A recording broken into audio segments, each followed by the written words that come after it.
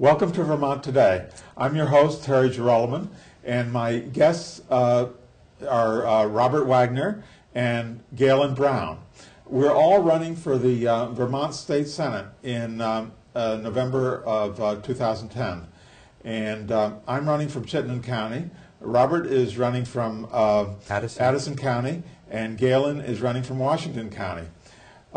Robert, would you like to tell us something about yourself, your background, and how you became interested in politics? Okay, I'm an IT specialist, which IT is information technology, and that's moving data, moving information from one place to another, just like you'd move any kind of commodity from one place to another. I work for a major software company, and when I saw the writing on the wall economically and where things were going, my family and I decided to make a go of it as Vermont homesteaders. So we bought a little place up in Ripton, and we're transforming it into a small farm with bees and at this point mostly experimental crops, getting the rocks out of the ground and understanding what grows well, what doesn't, what we can trade, what we can eat, and of course lots of chickens. But you're still working for a software company. Yeah, the day job doesn't go away. Vermont at the moment is quite an expensive place to live, and the mortgage payments are quite high. We have something in common there. I got my first degree from Northeastern University in electrical engineering, and I ended up working for Bell Labs, writing computer programs, and I was designing computer circuits for Westinghouse. Mm-hmm. So we both have that in common. Homesteading is a lot of work.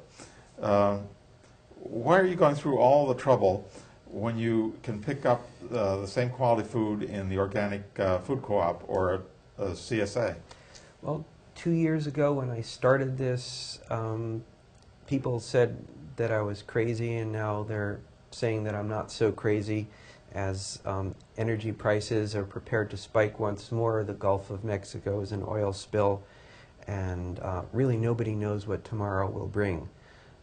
If you look at the example of the Soviet Union, there were sporadic shortages and then sustained shortages of consumer goods, of food, and they eventually reached a point where most of the food consumed by people, real people, was produced locally, mostly in kitchen gardens.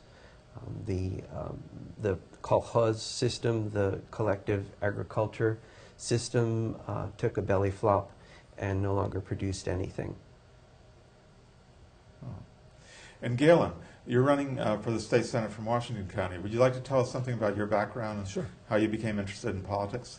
Yeah, thanks. I mean, I've been, I'd say, in some sustainability sectors for my jobs for quite a while. I now work in a solar power company, so I've kind of always come at things from a green perspective, which doesn't really mean anything anymore as far as I'm concerned, because we've seen a lot of greenwashing and it doesn't really mean what we think it means. But my whole interest in Vermont politics is to try to create a sustainable Vermont for my kids and for future and present. I think that we're, seeing the, quote, collapse all around us, and some people are pretending it's not happening, others are pretending it's going to go away.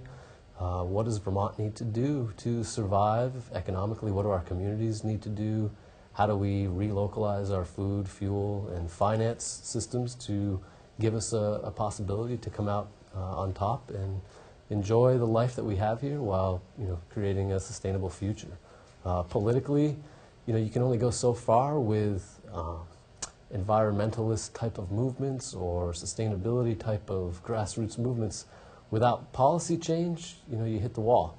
And I've been involved in several energy and environmental related nonprofits, and we've had our big rallies and our big pep talks and a lot of enthusiasm, a lot of grassroots support. But at the end of the day, the real progress is being held up either by policy out of D.C. or by policy in Montpelier. So I'm seeing an opportunity for Vermont to lead what the, quote, green economy would really mean in this country and to create a sustainable future for ourselves. And how this gets into political hot button topics like state sovereignty or even the other S word known as secession, to me it's all about, let's put all the options on the table. Let's have a calm, rational debate that gets to what does Vermont really need to do, and get out of this left-right, Republican-Democrat theater coming mostly out of D.C., but also largely coming out of Montpelier, where we're divided by these social issues that are really irrelevant in terms of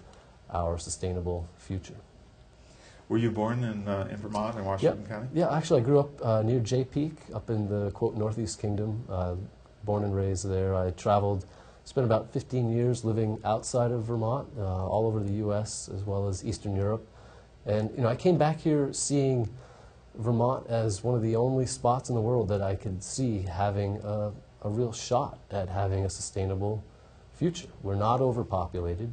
We could feed ourselves. We could fuel ourselves. We have the resources. We have the skills. We have a lot of great people, a good mix of, quote, real Vermonters who were born here and never left, and a good mix of people who've moved here from out of state that bring a lot of intellectual capital, ideas, money, resources. So, I really see it as a really interesting opportunity to try to unite people, not around left and right, but around survival. Where in Eastern Europe did you? Belgrade, Serbia. Yugoslavia. Yep. My wife's from there.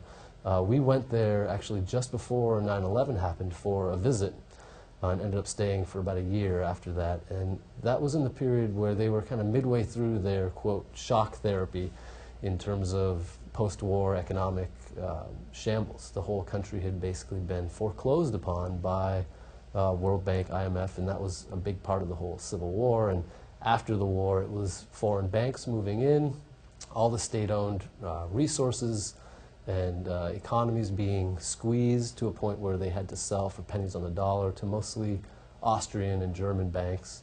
And so there was a lot of turmoil. And one of the things that really struck me living there was that nobody had a mortgage. Everyone owned their home. And businesses were being squeezed to the point where they had to take loans to survive, and that was part of how these foreign banks were moving in and trying to buy up all the assets. But in terms of a country that went from a heavy centralized, state-run, socialized kind of economy, it really was always a mix of private enterprise and state-run. So they had an interesting transition to more of the, local garden, local food. There's, I think, 12 farmers markets in Belgrade that are full every day, and all the food's local. There's no GMO seeds in Serbia. They're making a big push to create their own sort of green economy there, even despite the economic pressures that they've been under. So that was an eye-opener to me in terms of the other side of the political coin, and coming back to Vermont and seeing how we can pull this all together and make sense for what we've got in terms of challenges and opportunities. I spent a lot of time in Europe too. I did university studies in 6 European countries, and then I lived in France for a while, and then in Sweden. But while I was over there, I spent a month in Yugoslavia with just south of Dubrovnik before the war, on a little island called Sveti Marko in Montenegro. Yeah, Montenegro. I spent some time there too. It's beautiful. On Sveti Marko? No, but on the coast there. The island is run by Club Mediterranean, the French company, and it had 1,000 people. And so I spent a whole month there water skiing and enjoying the sun. It's a beautiful climate there. Yeah. Where did you go to school? I went to school in Virginia at Washington and Lee University, which is, I kind of characterize as the Middlebury of the South, the kind of opposite political spectrum, traditional old school that's small liberal arts. I studied journalism and economics. I spent a couple of years as a reporter for a couple different newspapers, and kind of decided that marketing and sales was a more honest trade relative to using my skills to understand kind of value and how people can understand information. To me, mainstream corporate journalism is really sales and marketing. In most cases, it's marketing the status quo. You cannot really touch on topics that are going to set the status quo on its tail. And so I decided to put my efforts into marketing and mass communication. I'm still involved in journalism. I'm an editor on the editorial board, and I write a column for Vermont Commons focused on relocalizing Vermont's energy economy. But I've kind of become, I guess, disenfranchised with mainstream journalism in terms of how much truth there really is when the ad money and the lobby money that keeps those engines running is heavily invested in the status quo.